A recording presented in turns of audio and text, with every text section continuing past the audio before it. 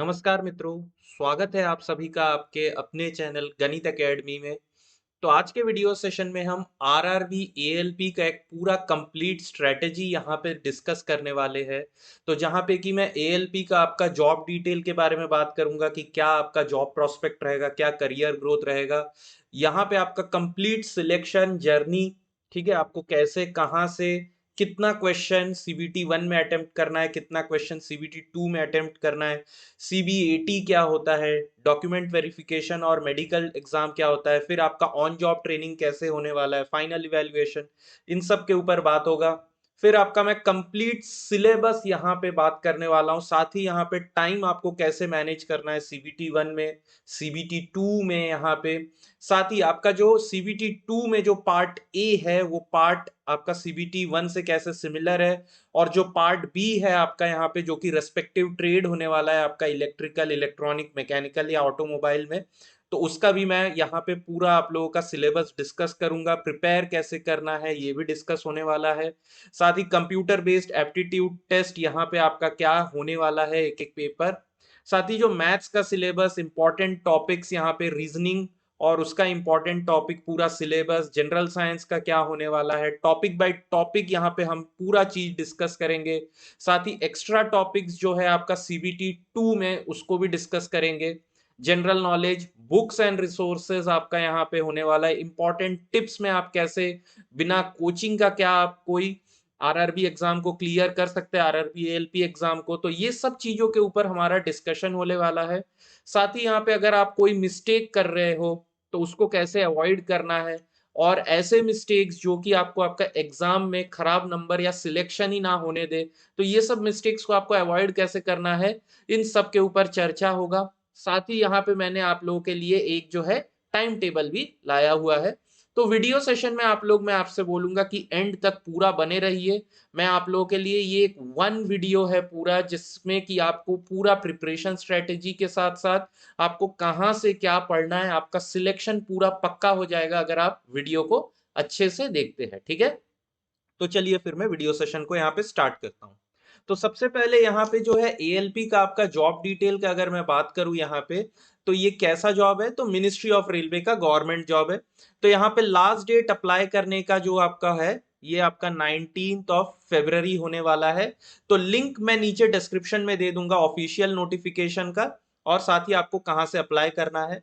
So total number of post यहाँ पे 5696 post है, तो काफी पोस्ट है यहाँ पे। तो 2018-19 के बाद 6 साल बाद ये जो है आपका रिक्रूटमेंट आया हुआ है यहाँ पे।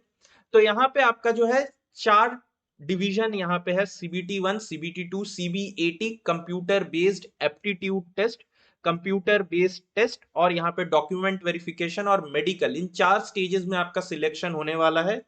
सैलरी यहाँ पे आपका 50,000 टू 60,000 होगा, क्योंकि यहाँ पे एएलपी को आपका किलोमीटर अलाउंस मिलता है। आप जितना ट्रेन चलाएंगे उतना आपका अलायंस बनता है, तो आपका जो इन हैंड सैलरी होगा that will be around 50,000 to 60,000 यहाँ पे बनेगा। तो आपका प्रमोशन एएलपी से असिस्टेंट लोको पायलट से लोको पायलट, ये कोई फिक्स नहीं रहता है, लेकिन यूजुअली यहाँ पे 8 to 10 years और साथ ही आपका गुड परफॉर्मेंस के बाद आपका यहाँ पे प्रमोशन होता है। साथ ही इस जॉब में आपको मैं बता दूं कि ट्रैवलिंग पास है, मेडिकल इंश्योरेंस है, और भी आपके बहुत सारे गवर्नमेंट पर्क्स यहाँ पे आपको मिलते हैं, जैसे कि आपका यूनिफॉर्म अलाउंस वगैरह भी यहाँ पे है आप लोगों के लिए, ठीक है। साथ ही थोड़ा सा अगर मैं यहाँ पे बात करूँ कि एएलपी का जॉब डिटेल, तो यहाँ पे छुट्टी थोड़े से कम मिलते हैं, स्ट्रेसफुल जॉब होता है, टफ जॉब होता है, यहाँ पे शिफ्ट बेस्ड जॉब होता है, कभी कभी नाइट में भी आपका जॉब आ जाएगा तो आपको करना पड़ेगा। साथ ही यहाँ पे मैन पावर का शॉर्टेज रहता है, तो ओवर टाइम आपको यहाँ पे करना पड़ता है। और ये बहुत ही फोकस जॉब होता है, क्योंकि आपके ऊपर हजारों जिंदगियां डिपेंड करती है जब आप ट्रेन चलाते हो, ठीक है। तो ये बहुत ही एक डिमांडिंग जॉब है, बहुत ही एक रिस्पेक्टेबल जॉब है, ठीक है। तो अब यहाँ पे बात करते हैं हम लोग कि सिलेक्शन जर्नी आपका ये एग्जाम में कैसे होने वाला है। तो जैसे मैंने आपको कहा 4 स्टेजेस में यहाँ पे सिलेक्शन है। सबसे पहला सीबीटी 1, कंप्यूटर बेस्ड टेस्ट 1, जो कि क्वालिफाइंग इन नेचर है। तो यहाँ पे आपका जो है, मैं पूरा सिलेबस पैटर्न ये सब बात करूंगा एक एक करके। सबसे पहले आप जानिए बस कि एग्जाम में क्या क्या होगा, ठीक है। तो सीबीटी 1 एक सिंगल पेपर होगा, तो ये क्वालिफाइंग इन नेचर होगा, जिसमें कि आपको क्वालिफाई करने के लिए कैटेगरी वाइज मार्किंग है। अगर आप अनरिजर्व्ड और ईडब्ल्यूएस कैटेगरी से है तो आपको मिनिमम 40% मार्क लाना पड़ेगा टोटल का। अगर आप ओबीसी या एससी कैटेगरी से है तो 30% मार्क, एसटी कैटेगरी के है तो मिनिमम 25% मार्क आपको यहाँ पे लाना पड़ेगा। अगर आप 25 पर अगर आप इनमें से कोई भी कैटेगरी को क्लियर कर लेते हैं तो आप सीबीटी 2 देने के लिए यहाँ पे एलिजिबल हो जाते हैं। अब जो सीबीटी 2 है, कंप्यूटर बेस्ड टेस्ट 2, ये दो पार्ट में होने वाला है, पार्ट ए और पार्ट बी। तो पार्ट ए जो है इसका सिलेबस 98% सिमिलर टू सीबीटी 1 होने वाला है। ये जो है आपका मेरिट लिस्ट प्रिपेयर होने में ये हेल्प करेगा। तो अगर आपका मेरिट लिस्ट 100 मार्क का है सपोज कर लीजिए, तो 70% वेटेज आपका यहां से आएगा पार्ट ए से, ठीक है। तो पार्ट ए में भी आपका जो है मिनिमम कट ऑफ है, तो अनरिजर्व ईडब्ल्यूएस के लिए 40%, ओबीसी एससी के लिए 30%, एसटी के लिए यहां पे भी 25% है। और पार्ट बी जो यहां पे है ये आपका क्या है, बेसिकली ये आपका ट्रेड का होगा। अगर आप इलेक्ट्रिकल के हैं, मैकेनिकल के हैं, इलेक्ट्रॉनिक्स के, ऑटोमोबाइल के हैं, तो यहाँ पे आपका ट्रेड रिलेटेड सब्जेक्ट का आपको क्वेश्चंस पूछे जाएंगे।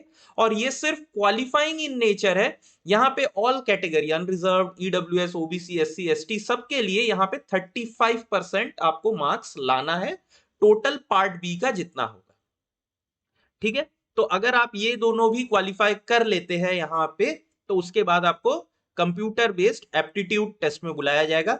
ये भी आपका मेरिट लिस्ट में हेल्प करेगा। तो जैसे ये 70% वेटेज था, इसका वेटेज 30% होगा।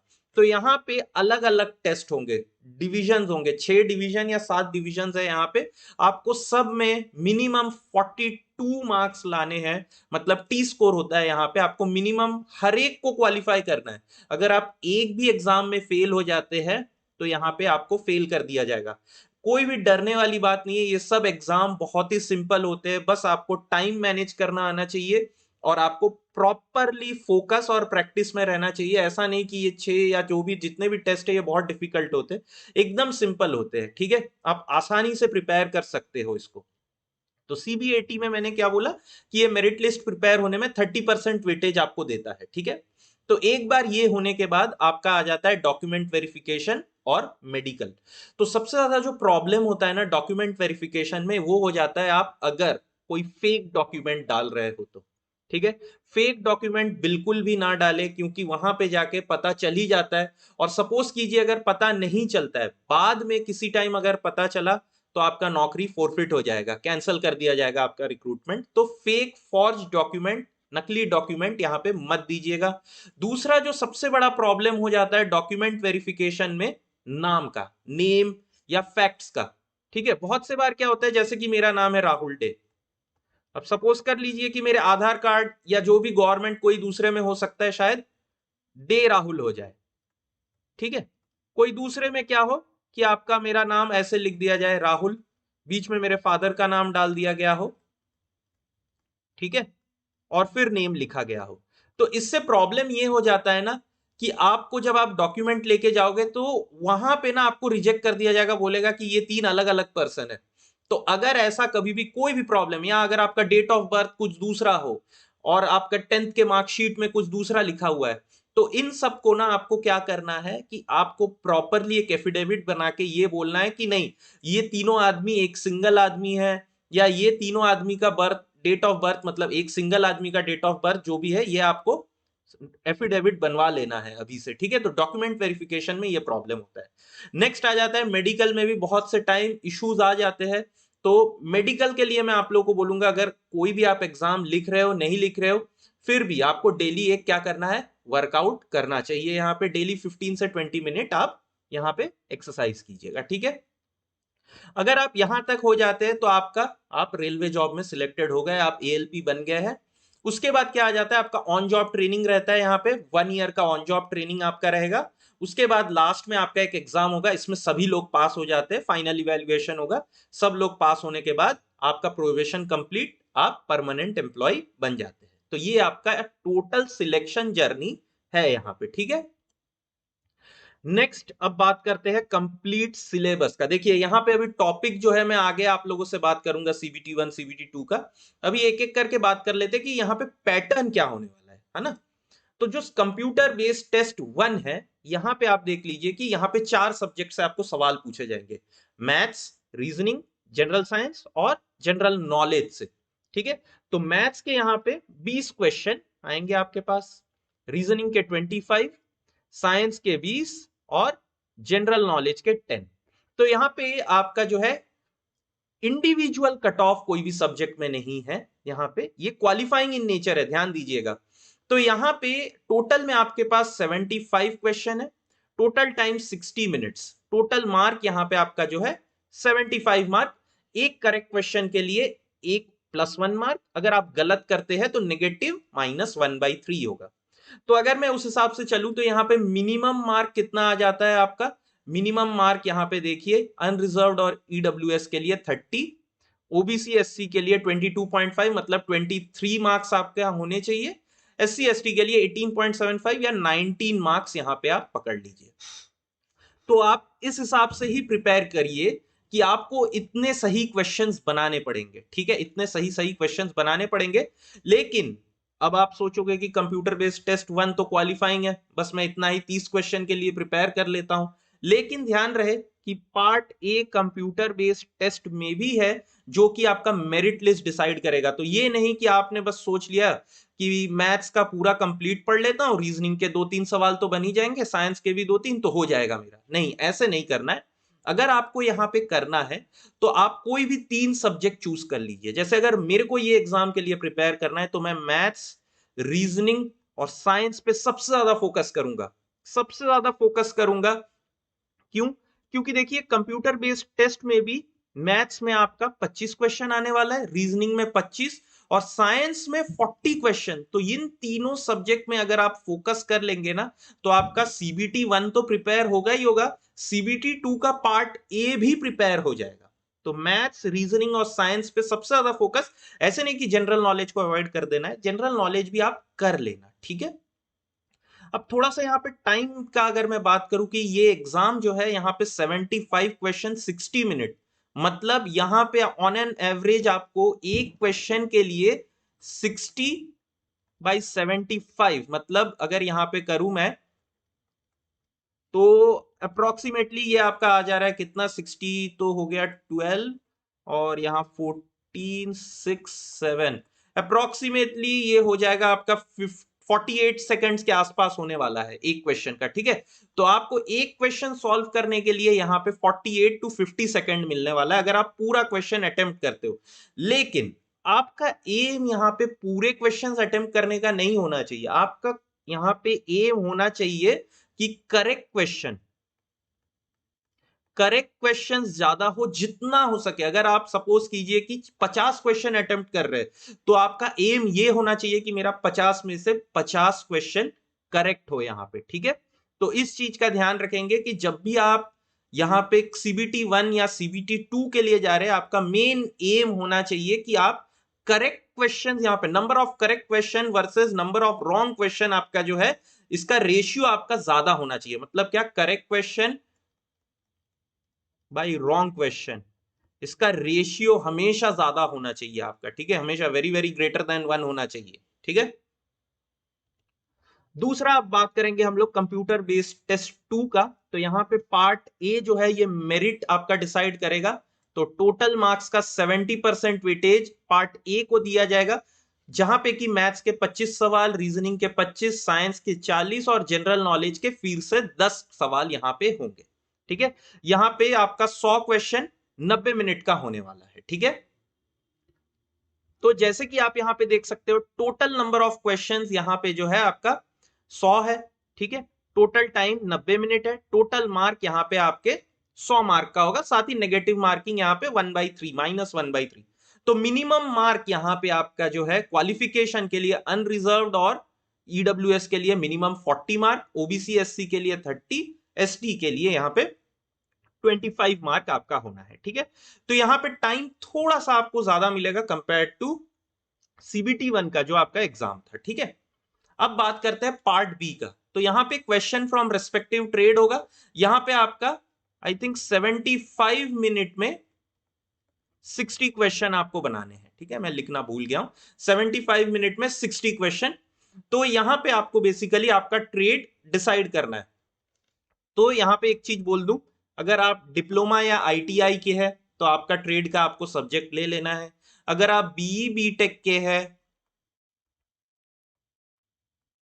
तो आपको एक यहां में से कोई भी ट्रेड ले लेना है और उसके लिए आपको प्रिपेयर करना है। तो लिंक जो है इसका सिलेबस का आपका डिस्क्रिप्शन बॉक्स में दिया हूं। तो मैं जैसे कि यहाँ पे ऑफिशियल लिंक आपको दिखा दूं, मैंने यहाँ पे रखा है list of designated trades under apprentice act. तो इसका मैं पूरा जो है आप लोगों को लिंक नीचे दे दूंगा, इसको आप अपने हिसाब से प्रिपेयर कर सकते हो, ठीक है।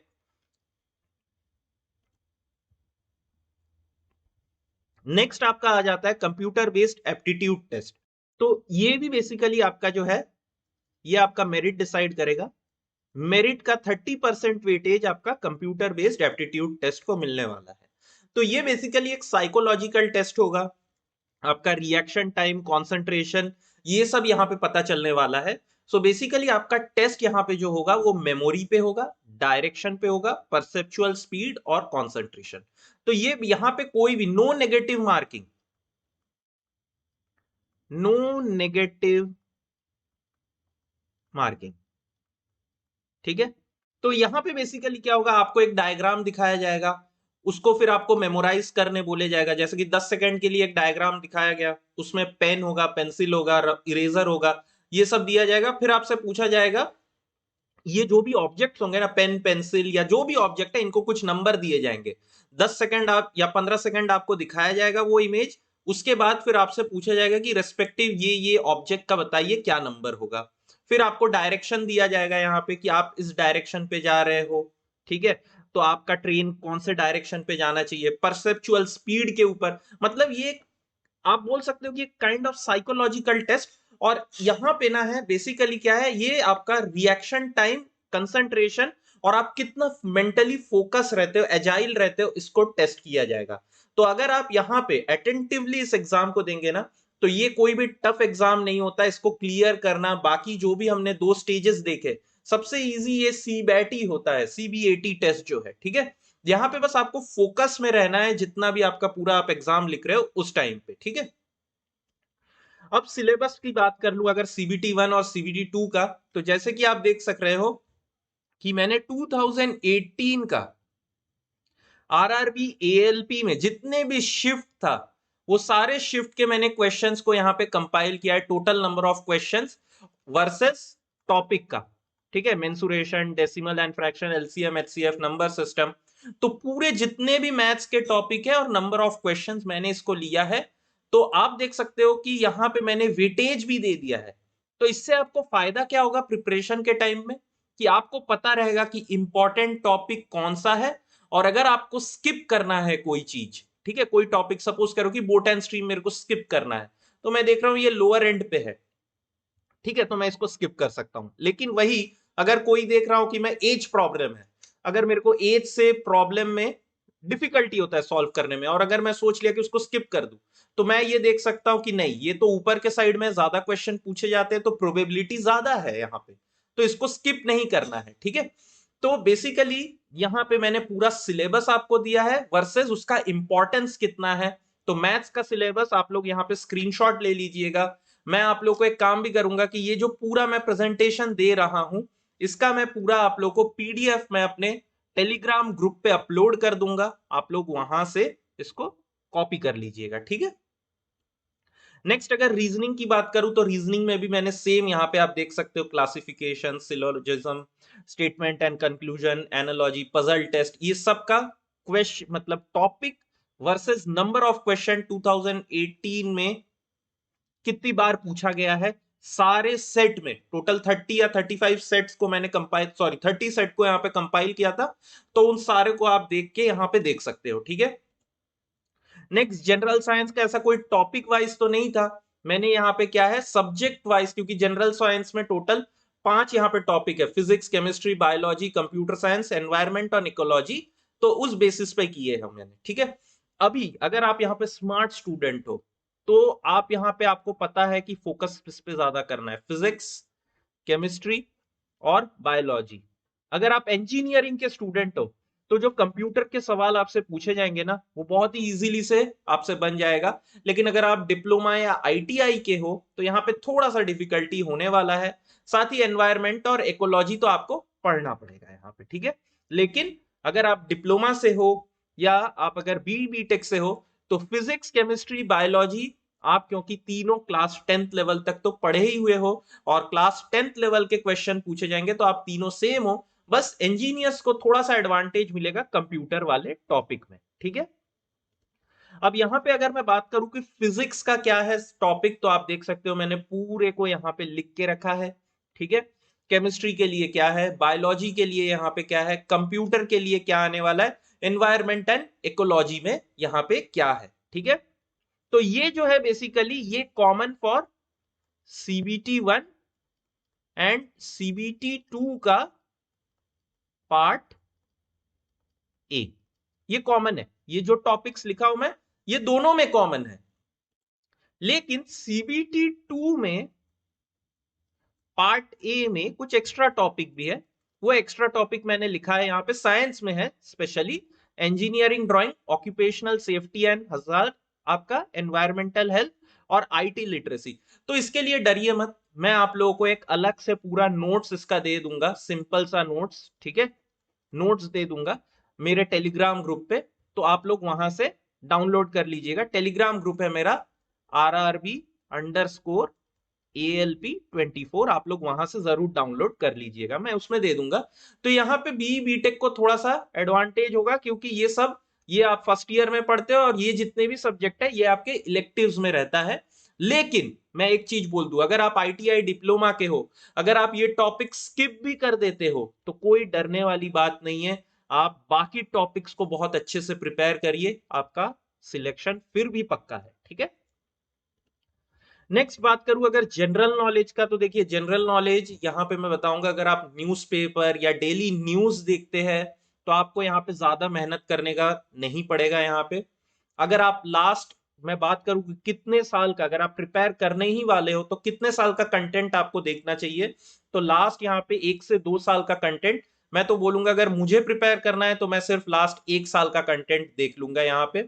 लेकिन एक चीज यहाँ पे नोट्स बहुत अच्छे से आप लोग बना लीजिएगा क्योंकि अभी आरआरबी के और भी एग्जाम्स आ रहे हैं इस साल, जैसे कि अभी आपका टेक्नीशियन का भी आ गया, आप अप्लाई कर सकते हो, आरआरबी जेई भी होने वाला है। तो यहाँ पे आपके नोट्स मैं बोलूंगा सारे टॉपिक के लिए बहुत ही अच्छे से बनना चाहिए। तो नोट्स पे मैं आगे चल के फोकस करने ही वाला हूं। नेक्स्ट जनरल नॉलेज के लिए आपका जो भी यहाँ पे आप नोट बनाओगे ये डायग्रामेटिक और फ्लो चार्ट वे में रखना। अगर आप लंबे लंबे थ्योरी लिख रहे हो, मैं बता रहा हूं ये आप लास्ट में जाके पढ़ने नहीं वाले हो, कुछ याद नहीं रहने वाला है। Single single bullet point, diagram और फ्लो चार्ट रहना चाहिए, ठीक है। नेक्स्ट अब बात करता हूं मैं बुक्स एंड रिसोर्सेस का। तो सबसे पहले मैं बता दूं आप कोई भी बुक परचेज कर सकते हो जो आपका मन, यहां पे मैंने मेरे को जो अच्छे लगे हैं वो बुक्स मैं आप लोगों को सजेस्ट कर रहा हूं। साथ ही इनमें से अगर कोई भी बुक परचेज करना है तो नीचे डिस्क्रिप्शन में मैंने लिंक दे दिया है अमेजोन का, आप वहां से परचेज करो या ऑफलाइन कहीं से भी आपको परचेज करना है आप कर सकते हो कोई भी बुक। लेकिन ये बुक्स मुझे अच्छे लगे तो मैं इसीलिए आप लोगों को बता रहा हूं। तो मैथ्स का जैसे कि मैंने यहाँ पे 2 बुक रखा है, एक तो वाईसीटी का है यहाँ पे, ये टॉपिक वाइज। और एक चीज मैं यहाँ पे बता दूं, बहुत से बच्चे सोचते हैं कि टॉपिक वाइज हमको किताबें लेना है जहां पे topic wise previous year question solve है कि पेपर वाइज। तो ये मैं अभी थोड़ी देर में आप लोगों को वीडियो में आगे बताने वाला हूं कि किसको टॉपिक वाइज लेना चाहिए, किसको पेपर वाइज यहाँ पे प्रीवियस ईयर क्वेश्चन लेना चाहिए, इस पे मैं बात करूंगा। तो सबसे पहले यहाँ पे जैसे कि आप देख रहे हो मैथ्स के लिए मैंने 2 बुक रखा है, एक वाईसीटी का है और एक किरण पब्लिकेशन का है। तो इनके रेस्पेक्टिव प्राइस आप इन दो में से कोई भी ले सकते हो। ये हिंदी मीडियम है तो इसका इंग्लिश मीडियम भी अवेलेबल है, ये इंग्लिश मीडियम है इसका हिंदी मीडियम भी अवेलेबल है, ठीक है। तो दोनों बुक सेम है, आप कोई भी एक ले सकते हो, आपका जो भी अच्छा लगे। आप नीचे लिंक से भी ले सकते हो या दुकान से भी परचेस कर लो। नेक्स्ट रीजनिंग का यहाँ पे मैंने 3 बुक रखा है। तो मुझे सबसे बेस्ट यहाँ पे अगर बात करूं तो ये वाला बुक अच्छा लगा था, ठीक है। बाकी ये 2 भी बहुत अच्छे बुक है, आप इनमें से कोई भी एक ले सकते हो, वाईसीटी का है ये आपका किरण पब्लिकेशन और ये पिनाकल का है। यहाँ पे क्या है, बेसिकली थोड़ा सा एक्सप्लेन किया हुआ है सारे चीजों को। और ये वाले बुक्स जो है, इन तीनों बुक में एक चीज है कि सबसे ज्यादा क्वेश्चन जो आपको मिलेगा वो इस वाले में मिलेगा, ठीक है। और यहाँ पे ना सारे चीज आपके टॉपिक वाइज है, और आरआरबी के जितने भी एग्जाम है उन सारे क्वेश्चंस को यहाँ पे ये वाले किताब में तो पूरा कंपाइल किया हुआ है, ठीक है। नेक्स्ट जनरल साइंस के लिए यहाँ पे अगर मैं बोलूं तो ये वाला जो है, ये बुक आपका लेटेस्ट है। लेकिन यहाँ पे क्या है, ये यहाँ पे आप देख सकते हो कि असिस्टेंट लोको पायलट के लिए जो बेसिक इंजीनियरिंग और इंजीनियरिंग ड्राइंग है उसके क्वेश्चन भी ये वाले बुक में है, ठीक है। तो सीबीटी 1 प्लस सीबीटी 2 के लिए ये वाला तो काम करेगा। ये वाला सीबीटी 2 में जो पार्ट ए में जो एक्स्ट्रा टॉपिक है ना, वो यहां से आप देख सकते हो ये वाले किताब से, ठीक है। नेक्स्ट जनरल नॉलेज के लिए मेरा सजेशन ये रहेगा कि आप ये वाला बुक लीजिए, यहाँ पे क्वेश्चंस है, ठीक है। ये बहुत ही अच्छा किताब है, लेकिन यहाँ पे क्या है, नंबर ऑफ क्वेश्चंस थोड़े सा ज्यादा है, प्लस वो एक्सप्लेन भी किए हुए जनरल नॉलेज, तो आप इसको भी ले सकते हो, ठीक है। और एक चीज मैं यहाँ पे बोलूं, अगर आपके पास एसएससी के बुक्स भी है, ठीक है, तो आप उनको भी रेफर करके यहाँ पे पढ़ सकते हो, ठीक है। अच्छा, तो ये आपका है पेपर वाइज सोल्यूशन। तो यहाँ पे किरण पब्लिकेशन का है, एक अरिहंत का है। तो आप देख रहे हो कि यहाँ पे 56 सेट है टोटल, और यहाँ पे 35 है। तो जैसे कि मैंने आपको बोला था कि पेपर वाइज किसको लेना चाहिए और टॉपिक वाइज किसको लेना चाहिए। देखिए, अगर आप इस एग्जाम को, या कोई भी आप जैसे एसएससी की प्रैक्टिस में हो, ठीक है, तो आप पेपर वाइज ले सकते हो, ठीक है। लेकिन आप अगर इस एग्जाम को फर्स्ट टाइम देने वाले हो, ठीक है, फर्स्ट टाइम देने वाले हो, तो मैं बोलूंगा आप टॉपिक वाइज लीजिए, ठीक है, टॉपिक वाइज ले लीजिए। अगर मुझे लेना हो और अगर मैंने एग्जाम लिखा भी है तो मैं टॉपिक वाइज लूंगा। ऐसा क्यों बोल रहा हूं, क्योंकि पेपर जो है ना, पेपर वाइज, ये मुझे, है ना, कहीं पे भी ऑफिशियल साइट पे जाऊंगा तो मुझे सारे पेपर कंपाइल्ड किए हुए मिल जाएंगे। मैंने अपने टेलीग्राम ग्रुप में भी इसको अपलोड करके रखा है, 30 पेपर जो है एक साथ सारे अपलोड करके रखा हूं। तो अगर आपको प्रैक्टिस करना है, सपोज करो पूरे एग्जाम को टाइम मैनेजमेंट के लिए प्रैक्टिस करना है, तो ये तो मिल जाएगा। लेकिन टॉपिक वाइज से क्या होता है ना, सपोज करो आप प्रिपेयर कर रहे हो, आपको कोई एक पर्टिकुलर टॉपिक जैसे कि सिलोजिज्म अगर प्रैक्टिस करना है रीजनिंग का, आपको अभी दूसरा कोई टॉपिक देखना नहीं है, आपने सिलोजिज्म कहीं से पढ़ा और आपको उसका क्वेश्चंस प्रैक्टिस करने, तो इमीडिएटली आप क्या करोगे, टॉपिक वाइज उठाओगे, सारे पेपर्स को सॉल्व कर लोगे, ठीक है। प्लस एक कोई कंसेप्ट आपने पढ़ा, उसके सिमिलर 10 क्वेश्चन आपको दिख गए, आप उसको सॉल्व कर रहे हो, तो इससे क्या होता है ना, कॉन्फिडेंस बिल्ड होता है। तो टॉपिक वाइज उन लोगों को लेना चाहिए जो कि अभी अभी अभी एग्जाम को स्टार्ट कर रहे, या जिनका कंसेप्ट थोड़ा सा क्या है, वीक है, या जो लोग अभी क्या है, कॉन्फिडेंस उतना बिल्ड नहीं है। और जिन लोगों का कॉन्फिडेंस अच्छा है, जिन लोगों के पास कंटेंट अच्छे वे में है, मतलब आपने पहले ऐसे पेपर लिखे हुए आरआरबी के या एसएससी के, आपके पास अच्छे से नोट्स प्रिपेयर्ड है, तो आप वहां पे पेपर वाइज ले सकते हो, ठीक है। नेक्स्ट कुछ इंपॉर्टेंट टिप जो कि अभी नए से स्टार्ट कर रहे हैं, जो फ्रेशर लोग हैं या जो पहली बार इस एग्जाम को लिखेंगे, उनके लिए ये इंपॉर्टेंट टिप्स मैं बता दूं। जैसे कि सबसे पहले आप सिलेबस को देखिए और अपना वीक और स्ट्रॉन्ग टॉपिक को समझिए। अब आपको पता कैसे चलेगा वीक टॉपिक कौन सा है, स्ट्रॉन्ग टॉपिक कैसा है? तो इसके लिए मैं क्या बोलूंगा, आप पेपर, ठीक है, कंप्लीट पेपर जो है ना, कोई भी 3 या 5 पेपर ले लीजिए। 5 पेपर, हर एक दिन एक एक पेपर सॉल्व कर लीजिए, ठीक है। 5 दिन, ये एक हफ्ते में आपका, मैं बता रहा हूं, आपका प्रिपरेशन स्टार्ट करना टोटल 1 वीक का प्रोसेस है। तो 5 पेपर आप ले लीजिए, एवरी डे 5 पेपर सॉल्व कीजिए, हर एक दिन आप एक पेपर को सॉल्व किए। फिर इसके बाद इस पेपर का एनालिसिस कीजिए। देखिए, आप एकदम तो मतलब ऐसा नहीं है ना कि आपको कुछ नहीं पता है, क्लास 10 तक तो सभी लोग पास किए हो अच्छे से, है ना। तो maths, physics, chemistry, reasoning, general knowledge, aptitude कुछ तो पता है ना। अब ऐसा तो नहीं है ना कि बोल दोगे कि इंडिया का प्राइम मिनिस्टर कौन है तो पता नहीं है बोल रहे हो, ये सब तो नहीं पता, ऐसा नहीं होना है ना, मतलब, ठीक है। तो इतना चीजें आपको बेसिक पता है। तो आपने जब 5 पेपर सॉल्व किए लगातार 5 दिन और यहां एनालिसिस कर लिए, तो आपको पता चलेगा कि एक सब्जेक्ट में, जैसे मैथ्स हो गया, मैथ्स में आपको सपोज करो कि आपसे मेंसुरेशन, ट्रायंगल के क्वेश्चन बन रहे, ठीक है, ट्रायंगल के आपको फॉर्मूला याद है, सब कुछ याद है, लेकिन वहीं पे आपको जो है ट्रेपेजॉइड का कुछ याद नहीं आ रहा है, ट्रेपेजॉइड का एक क्वेश्चन आया आपको याद ही नहीं आया, तो इसका मतलब क्या है कि आपको ट्रेपेजॉइड को रिवीजन करना है। या अगर कोई क्वाड्रेटिक इक्वेशन से क्वेश्चन आ गए तो आपको वो क्वेश्चन सॉल्व ही नहीं हुआ, ठीक है, एक पेपर में नहीं हुआ दूसरे में हुआ, तो इसका मतलब वहां पे कुछ आपका जो नॉलेज है वो लैकिंग है। और सपोज करो 5 में से पांचों पेपर में आपका क्वाड्रेटिक इक्वेशन सॉल्व नहीं हुआ, इसका मतलब पूरे सब्जेक्ट को आपको बेसिक से पढ़ना है। तो ये जो 5 दिन आप दोगे, यहां पे बेसिकली आप ये डिसाइड करोगे कि वीक टॉपिक कौन सा है, स्ट्रॉन्ग टॉपिक कौन सा है। एक बार ये आपको पता चल गया तो सबसे पहले वीक टॉपिक और स्ट्रॉन्ग टॉपिक का कॉम्बिनेशन ले लेना। ऐसे नहीं कि रोज वीक ही टॉपिक पढ़ रहे, कॉन्फिडेंस एकदम नहीं बनेगा, ठीक है। वीक टॉपिक और स्ट्रॉन्ग टॉपिक दोनों को एक साथ लेके आपको चलना है। तो जो वीक टॉपिक है इसका एकदम बेसिक से आप स्टार्ट कीजिए, ठीक है। ऑनलाइन में कंटेंट देख लीजिए, यूट्यूब में चैनल, तो मैं अभी ये सब बताऊंगा कि कहां से क्या पढ़ना है, यूट्यूब में अगर आप वीडियो देख रहे हो तो कैसे पढ़ना है, ये अभी आपको मैं बता रहा हूं, ठीक है। यूट्यूब वर्सेस बुक, तो कहां से क्या पढ़ना है, अब बेसिक को सबसे पहले स्टार्ट करना। बेसिक पढ़ने के बाद आपको क्या करना है, प्रीवियस ईयर क्वेश्चन, आपने एक टॉपिक पढ़ा, सपोज करो आपने मैथ्स में ट्रायंगल पढ़ा, ये आपका वीक है, आपने इसको पढ़ा, इसका पीवाईक्यू आपने सॉल्व करना है, इमीडिएटली स्टार्ट किया, ठीक है। टॉपिक वाइज आप क्वेश्चन बना दिए, उसके बाद आपने इसके छोटे छोटे नोट्स बना के रखने हैं। आपको शायद एक ट्रायंगल का फॉर्मूला याद नहीं रह रहा है, जैसे कि एरिया वाला, S S minus A, S minus B, S minus C. अब एस क्या है यहाँ पे, A plus B plus C by two. अब ए बी सी क्या है, ट्रायंगल के बेसिकली ये लेंथ ऑफ द साइड्स है।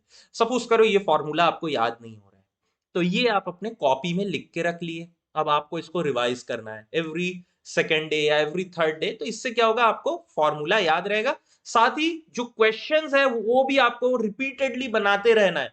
इससे क्या होगा कि जब आप क्वेश्चन के थ्रू बनाओगे ना तो ऑटोमेटिकली आपका प्रैक्टिस हो जाएगा, ठीक है।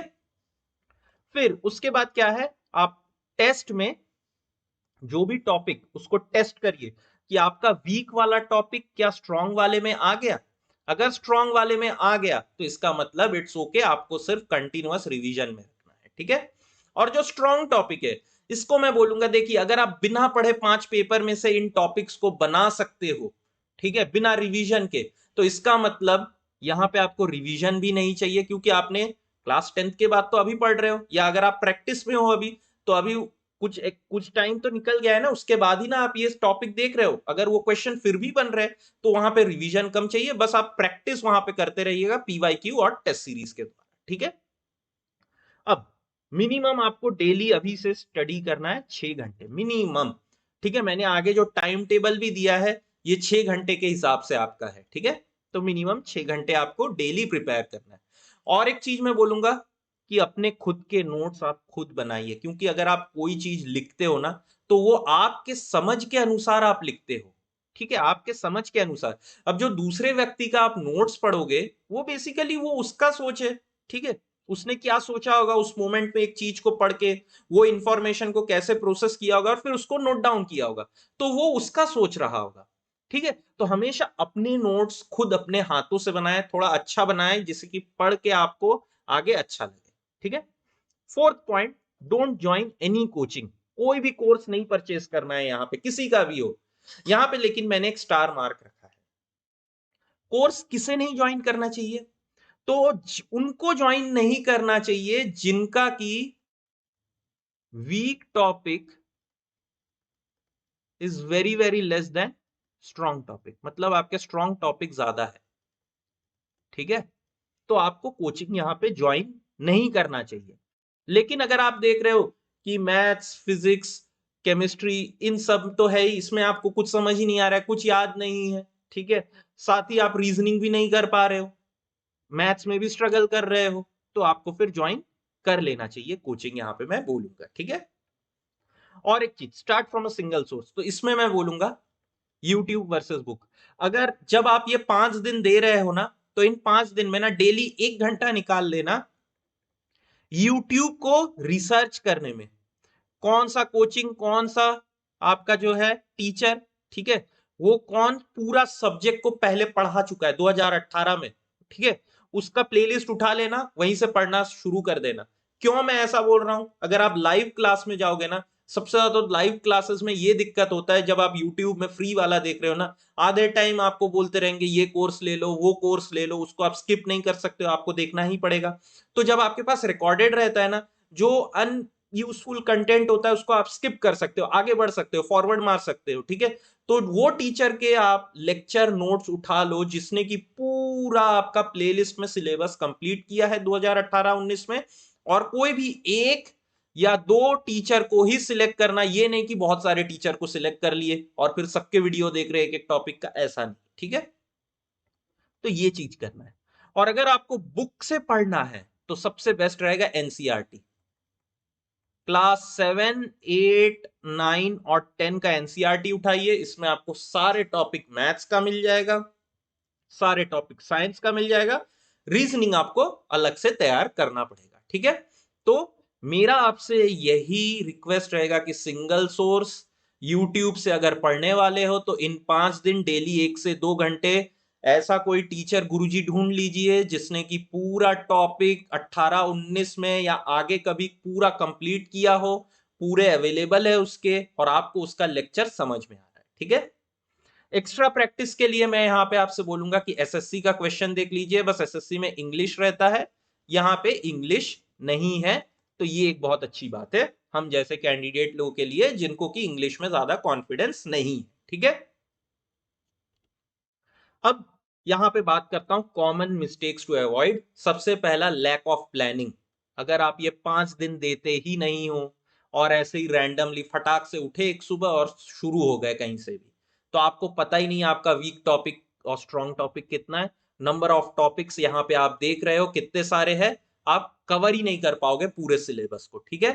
तो सबसे पहला आपका प्रॉपर प्लानिंग आपका होना चाहिए, तो प्लान आपको करना है। नेक्स्ट क्या है, आप एग्जाम पैटर्न और सिलेबस को ही ध्यान नहीं दे रहे हो, ठीक है। पैटर्न और सिलेबस आपको कुछ पता नहीं, आप क्वेश्चन ले रहे हो जो कि सब्जेक्टिव टाइप ऑफ क्वेश्चन है, आप उसको उठा के पढ़ रहे हो या आउट ऑफ सिलेबस चीजों को पढ़ रहे हो, तो वो चीज नहीं करना है। तो उसके लिए जैसे कि मैंने प्रीवियस ईयर पीवाईक्यूज आपको बोला, तो उससे क्या रहेगा, आपका ट्रैक रहेगा।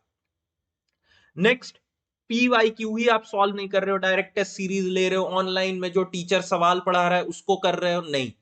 प्रीवियस ईयर क्वेश्चन आपको सबसे पहले ही सॉल्व करना है। एक टॉपिक का प्रीवियस ईयर क्वेश्चन इंपॉर्टेंट, क्योंकि उससे क्या होता है, आपको पता रहता है कि उस एग्जाम में किस टाइप का, किस प्रकार का क्वेश्चन पूछा जाता है, किस लेवल का क्वेश्चन पूछा जाता है। तो इस वजह से प्रीवियस ईयर क्वेश्चन को सबसे पहले ध्यान देना। नेक्स्ट, आप डेली सवाल नहीं प्रैक्टिस करते हो। आप एक दिन थ्योरी पढ़ते हो, 2 दिन बाद उसका सवाल लगा रहे हो, गलत बात। आपने एक थ्योरी को पढ़ा, इमीडिएटली उसको क्या है, आपको इंप्लीमेंट करना है। कैसे इंप्लीमेंट करना है, पीवाईक्यू आप सॉल्व किए, प्रैक्टिस पेपर सॉल्व कर लिए, तो आपको डेली प्रैक्टिस करना है सवाल।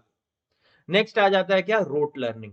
आप यूट्यूब में बहुत से टीचर को देखेंगे, गुरुजी क्या है, एकदम मंत्र दे रहे हैं कि ये वाले सवाल को 1 सेकंड में बनाओ, 2 सेकंड में बनाओ, 3 सेकंड में बनाओ, इस टाइप के सवाल दे रहे हैं। और उस टाइम पे आप वो छोटा सा जो है ट्रिक लेके आप उस सवाल को इमीडिएटली बना लेते हो।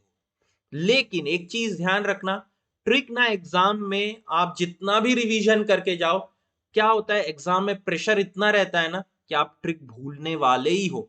अगर आपने कंसेप्ट अच्छे से नहीं पढ़ा होगा, सिर्फ ट्रिक ट्रिक ट्रिक, है ना, और फॉर्मूला याद करके रट्टा मार के गए होगे, तो फिर क्या होगा, आप सब कुछ भूलने वाले हो।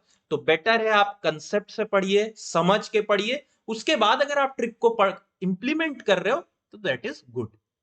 नेक्स्ट हो जाता है आपका प्रोक्रेस्टिनेशन, मतलब आप काम को डेली टाल रहे हो, अरे यार कल से देख लेंगे, परसों से देख लेंगे, अभी तो एग्जाम जून जुलाई में है, करेंगे मेहनत तब से, है ना। तो ये चीज नहीं करना है, अभी से लग पड़ो, ठीक है।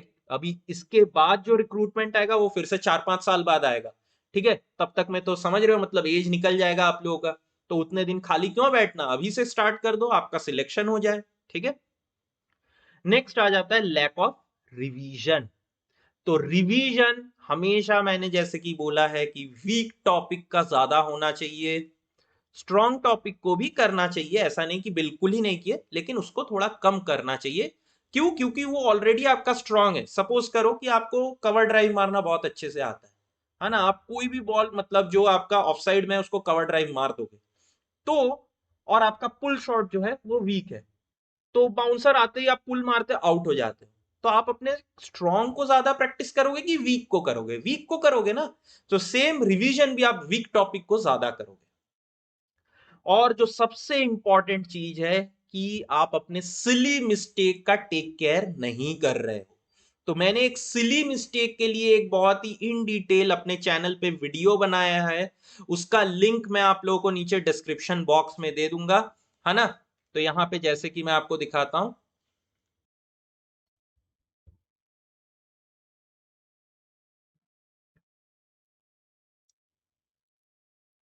तो ये देखिए यहाँ पे जो है मैंने एक सिली मिस्टेक का आप लोगों के लिए वीडियो बना के रखा है, इसका लिंक मैं नीचे डिस्क्रिप्शन में दे दूंगा। तो यहाँ पे आपको कैसे जीरो सिली मिस्टेक करना है एग्जाम में, वो भी आपको पता चल जाएगा। उस वीडियो को आप फ्री टाइम में जरूर देखिएगा, ठीक है। तो सिली मिस्टेक्स आपको किसी भी हाल में अवॉइड करना है, ठीक है। तो ये आपका मैंने एक जो है एक शेड्यूल दे दिया है, जहां पे कि 2-2 घंटे का स्लॉट है, 2-2-2, ठीक है। तो जिसमें कि 2 घंटे आपको सुबह मॉर्निंग में मैथ्स देना है, 2 घंटे साइंस के लिए, 2 घंटे रीजनिंग के लिए। अगर आप कॉलेज जा रहे हो तो सुबह 6 बजे उठ के आप 6 से 8 मैथ्स का देख सकते हो। आफ्टरनून में आप कॉलेज से आने के बाद 3 से 5 दे सकते हो। रात को अगर आप देख रहे हो तो 8 से 10 आप पढ़ सकते हो इसके लिए। तो Monday, Tuesday, Wednesday, Thursday, Friday, इन तीनों में मैंने दिया है। देख रहे हो कि आप थोड़ा सा जीके को मैंने यहाँ पे जो है कम प्रेफरेंस दिया हुआ है, ठीक है। और सैटरडे संडे को यहां पे आपको देखना है कि आपको टेस्ट लिखना है, ठीक है। मिनिमम 2 टेस्ट, 2 से 3 टेस्ट लिख देना है सैटरडे और संडे को, ठीक है।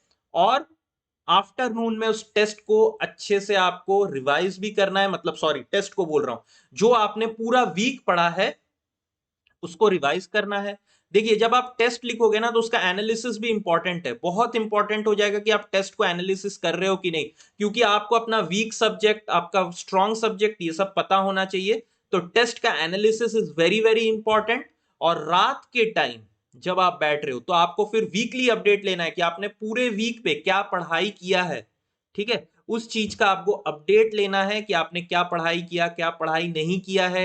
आपने अगर एक वीकली गोल सेट किया था, वो गोल आपका कंप्लीट हुआ है कि नहीं, उसको बहुत अच्छे से आपको फिर देखना है, ठीक है।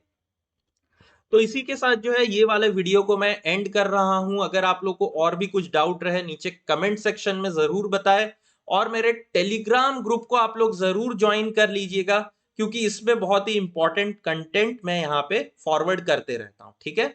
तो चलिए फिर मिलते हैं अगले सेशन में, धन्यवाद।